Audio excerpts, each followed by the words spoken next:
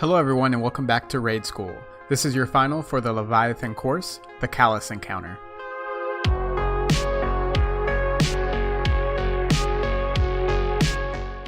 This fight incorporates some elements that we've already seen in the raid. The room we start in is called the throne room. In the throne room, there are 4 plates, each marked by one of the raid symbols. The ad spawn doors are in the back left and right corners of the room, as well as the door below Calus himself.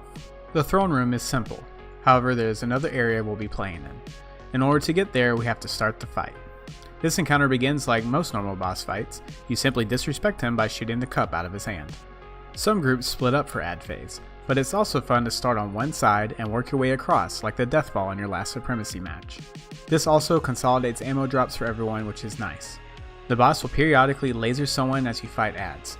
This will do considerable damage if you don't move to outrun it or block it with a pillar or some other obstacle in the room. Eventually, all the ads will be killed and Calus will clap twice, teleporting you into a new area that we're going to call the Shadow Realm. The Shadow Realm consists of floor tiles, some of which are angled upwards like a ramp. You will also notice the giant Calus shadow head floating in the air at the end of the tiled platform. Next, you will find a wind wall on the ground just in front of where we spawn in. While in the Shadow Realm, the Calus shadow head will begin to inhale and pull everyone forward. This wind wall is the only thing keeping you from becoming dinner. Just beyond the wind wall, you will see 3 orbs. Taking these orbs will teleport guardians back into the throne room. We will do so and have 2 to 3 guardians take the orb, splitting us up into 2 teams, Team Throne Room and Team Shadow Realm. The rest of the guardians should line up on the wind wall and space out somewhat to create a left, middle, and right. Eventually, a symbol will appear on the Calus head. Each person will see a different symbol. There will be one symbol not seen or called out, and this is what the Throne Room guardians need to do their job. In the Throne Room, these guardians will be dealing with ads and listening for the symbols to be called out. Once the odd symbol out has been determined, one of the guardians needs to melee the counselor on that symbol's plate. For example, if Shadow Realm calls out Chalice, Sun, and Dog, then the counselor on the Axis symbol platform needs to be punched. Meleeing the correct counselor will spawn another wind wall for the guardians in the Shadow Realm. Shortly after the symbol spawns on the Calus head, there will be 3 scions that spawn on the ground. There's nothing special about these scions and they die quickly. However, if one of them is able to cast their void ability on the ground and pop a guardian up into the air, it will most likely send them flying over the wind wall and die. To make sure this doesn't happen, each guardian will be responsible for shooting a particular scion. Since the raised tiles may block line of sight, the side guardians will need to cross shoot, left shooting right and right shooting left. The middle guardian will simply shoot straight ahead, and this is usually clear. It's okay to help shoot another scion, but only after you've killed the one you're responsible for. After these scions are killed, 2 projections will spawn floating up in the air, one left and one right, that need to be taken down quickly or they will cause the whole raid to wipe. Once the scions and projections are killed, simply jump over and go ahead to the next wall. You don't want to wait until the previous wall despawns because you may find yourself trying to look at your symbol while also avoiding any raised tiles and then having to quickly adjust to shoot your scion as soon as you arrive to the next wall.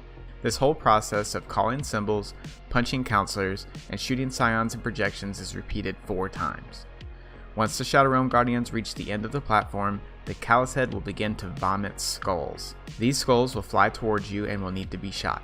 Killing the skulls will provide us with a damage buff for the DPS phase later. You should group up to make use of rifts, barriers, and ensure the skulls fly towards one central location. You could position yourself in the center or off to the side of the platform, or you should go as far back as you can until you hit an invisible wall. While the Shadow Realm is shooting skulls, the Throne Room should be dealing with a sizable group of ads that have spawned. For this reason, it's useful for the guardians in the Throne Room to have ad clearing supers equipped. It's important to clear these ads as quickly as possible for what's about to happen next. Calus will raise his hands up in the air like he's preparing a spirit bomb, and he will also gain an overshield. Popping this shield will begin the DPS phase, while also ending the skull phase in the Shadow Realm and providing orbs for those guardians to return back into the Throne Room. To maximize the amount of time the Shadow Realm has to shoot skulls, you should edge the health of his shield at around 5 to 10%. Wait until your screen looks like it's about to turn completely white, and then shoot to pop the shield. Another thing the Throne Room Guardians need to consider is at this part they will be taking ticks of damage while Calus is casting. If you were fighting adds and were at low health when this started, you may die. To help combat this, it's also a good idea to have a Warlock with a healing rift. Once this shield is popped, the Shadow Realm Guardian should take the orbs that spawn and teleport back into the Throne Room for DPS phase. You can only deal damage to the boss while standing on the plates. In order to maximize DPS time, we're going to stand on one plate at a time as a whole fire team. Since a sniper rifle is really good DPS on this boss, it's best to start on one of the back plates since everyone should be unloading sniper shots and not have any problems with damage drop off. For my runs, this would be starting on the back right plate, then go to front right so we can use our other weapons, supers, and grenades at a much shorter range. Of course, Calus isn't going to let us just stand on those plates and shoot him in the face forever. Eventually he will raise his arm up and start casting an AoE attack. Once you see this animation, you should start getting off the platform. There are some things to consider about DPS phase. There is a maximum amount of DPS you can do on each plate. So if you start seeing immune from your shots, just go ahead and get off the plate so you can melee the dog adds that are spawning and maybe get some more ammo. If you do end up getting immune hits, you don't want to go to the next plate immediately because this may cause him to cast the AoE ability on that plate, and then you'll have to jump off and then back on, interrupting your DPS. However, if you weren't able to DPS him to that point, just get off the plate, give everyone a second to regroup, and then advance on to the next. Also, after you've dealt enough damage, his critical hit will move from his head to his chest. To recap, make sure you're jumping on the plates as a team, and don't be the guardian that activates a plate by jumping over them in a hurry.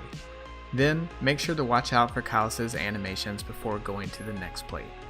If you weren't able to kill him after all 4 plates are used, new adds will spawn and you can do it all over again for another DPS phase. On your second cycle, the Shadow Realm will have some tiles missing on the ground in addition to the raised ones. These are sometimes hard to see, so make sure you're extra careful when lining up to move up to the next wall. In the Throne Room, depending on how much health Calus has left, his AoE ability will be bigger and badder. Less than 2/3 health is just slightly bigger, while less than 1/3 health will ignite almost a quarter of the room and cause it to burn. This will make punching scions really difficult on the platforms near the blast. So if it doesn't look like you're going to kill him in one cycle, just leave him a little bit above 1/3 health. Once you do DPS all of his health away, he will try to cast one more spirit bomb just like before. He will have an overshield that you need to pop. Just make sure to save some juice for this final part just in case. Supers are really useful here. And that's it for Calus and the Leviathan. It's been great teaching you this raid, and as always, make sure to like and subscribe below. If you haven't already, make sure to also check me out on Twitch to join one of my raids. Thanks for watching.